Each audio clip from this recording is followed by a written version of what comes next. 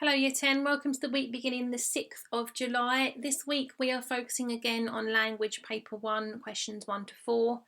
The extract this week I will be sending you via a Word document as a separate link, so please make sure you look out for that.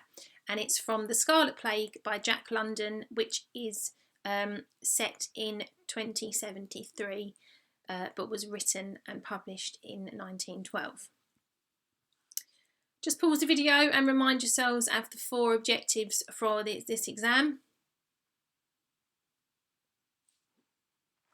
Okay, before you do anything with the extract and with the questions, I want you to read the 4 questions as you go through this slideshow, and then I need you to read the extract separately again, which is taken from the opening of a novel by Jack London. So it's the opening of a novel. As I said, it was published in 1912, but it's set in the year 2073 after a plague has wiped out most of humanity. In this section of the text, an old man and a boy are travelling through a forest.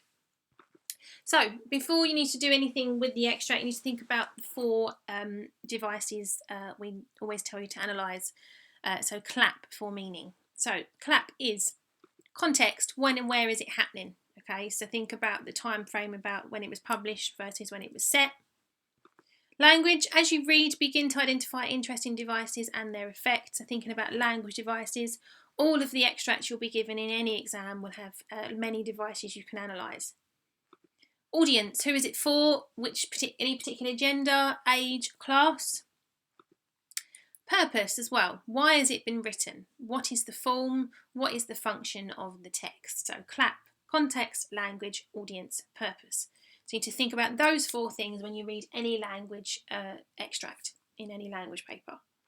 So question 1 is AO1. So read again the first part of the source from lines 1 to 8. List 4 things from this part of the text about the path that the old man and the boy were walking along. 4 marks. So because obviously the question is about the path, your 4 answers should start with the path. So you're focusing on the question. Okay, so your answers might include, once you've done this first question, you've got 6 possible answers here. The path leads along the embankment of an old railroad. The path is narrow as a man's body. Nice simile there for you. The path is used by wild animals. The path has forest mould on it. The path has pieces of rusty iron from the railroad showing through. And there is a forest on either side of the path, would also give you a mark. Mark yourselves out of 4, please. Question 2. Again, AO2, it's language, 10 minutes, 3 paragraphs in 10 minutes, and you must know your subject terminology for this question. So you must know your similes, your metaphors, your alliteration, and so on. The question is, look in detail from lines 9 to 16 of the source. So forget 1 to 8 now. Look at 9 to 16. How does the writer use language here to describe the old man? You should include the writer's choices of words and phrases, language features and techniques, sentence forms, 8 marks. Now those 3 bullet points, as you know, will always be there in the exam to remind you, and you must identify 3 language techniques. Think about the subject terminology or the language device used in the techniques, and then analyse and link to how it affects the reader. So the extract is this.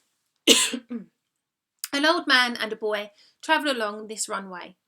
They moved slowly, for the old man was very old. A touch of palsy made his movements tremulous, and he leaned heavily upon his staff. From beneath this fell a scant fringe I can't speak. Let me start this again. An old man and a boy travelled along this runway. They moved slowly, for the old man was very old. A touch of palsy made his movements tremulous, and he leaned heavily upon his staff, walking stick. A rude skullcap of goat skin protected his head from the sun.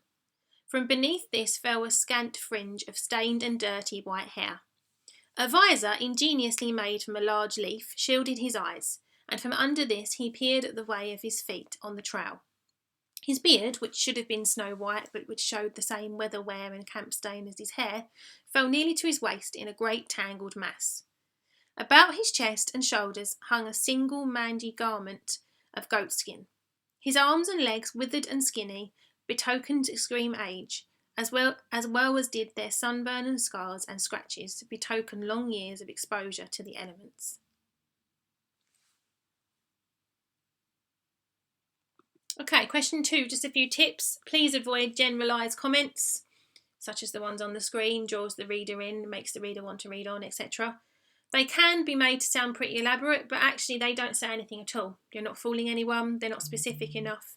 You need to think about the way that you phrase things. So, reminder of the mark scheme, have a look. I'm going to pause the video now. Question 3, structure. So think about structural features. Structure is the way a text is obviously built, put together. Okay. Now structure could include the sequence through a passage, the shifts in ideas and perspectives, and the way that the text is laid out in terms of coherence. So movement from big to small, place to place, inside to outside, and vice versa. Narrative perspective are all structural features. So in terms of who's telling the story, does it switch, and so on. Sequence through a passage, introduction, beginning, middle, summary, conclusion, any repetition, threads, things that link to ideas, patterns and motifs. Okay, so a certain idea that runs through a text. Coherence could mean connections and links across paragraphs, links within paragraphs, so something that's connected together within a paragraph, and any topic sentences that shift from one thing to another. So when you read the extract from lines from the question that I'll show you in a second, the whole source, split it into 3 sections, beginning, middle and end, easiest way to do it first of all, and then think about which structural techniques have been applied, how does this engage me as a reader, how is the overall development of the structure of a reflection of the character's thoughts or actions, and think about the structure of a source as a whole, so beginning, middle and end, at paragraph level, so how things change within paragraphs, and at sentence level, so word order and so on. So your question is, again, 10 minutes, 3 paragraphs, AO2, so structural now. Think about the whole source this time.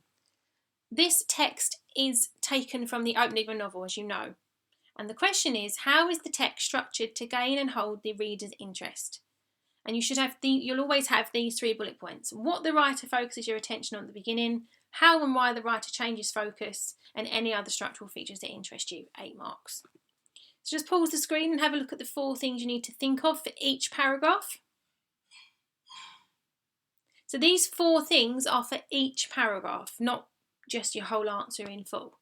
So again, structural features, know your terminology, aim for 3 paragraphs in 10 minutes. And remember, the examiner does love it when you are examining how the structure engages the reader and also mirrors the character or content.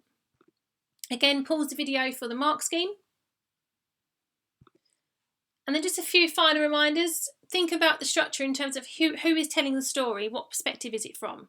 What time frame is it? How is time ordered? Is there a flashback, a flash forward into the past? Okay, where are you? What's the place, location, setting? How did you work that out? Who is here? How many characters are there? What characters have you met and how were they introduced? And what's it made of? What shapes, styles, patterns can you see within the sentences that tell you anything about structure? Question 4, 20 marks. This is all about your opinion, evaluating a particular theme or idea or character within the text, evaluating how far you agree with the statement, and then thinking about the methods the writer uses to achieve something. So evaluation always consists of recognising how the writer tries to achieve his or her effects, deciding how effectively that this has been achieved. So after you've read the extract again, okay, just quickly skim through it again. Think about what you feel about the characters and the events, how the writer makes you think or feel these things, and how does the writer do this. So this question, okay, you're going to need 3 skills. It's for 20 marks, there's quite a lot of skill involved. First, we need to understand what the writer is trying to achieve. Select relevant textual references to support your views, and to evaluate how far you feel that he or she has achieved this particular effect. So your question is this: focus this part of your answer on the second part of the source from line 17 to the end. So forgetting all what you've read so far, you're now focusing on the middle of the extract, if you like, to the end. The statement is this. A student having read this section of the text said, "The writer creates a vivid character in the boy. You feel as if you know a lot about him and his life from this short passage. To what extent do you agree?" So how far do you agree with this statement? So you need to start by considering your own impressions of the boy. I'm going to give you a grid on the next slide about how you can think about these impressions and what techniques to look for. How the writers created these impressions, so what devices. How is always method, remember, and devices.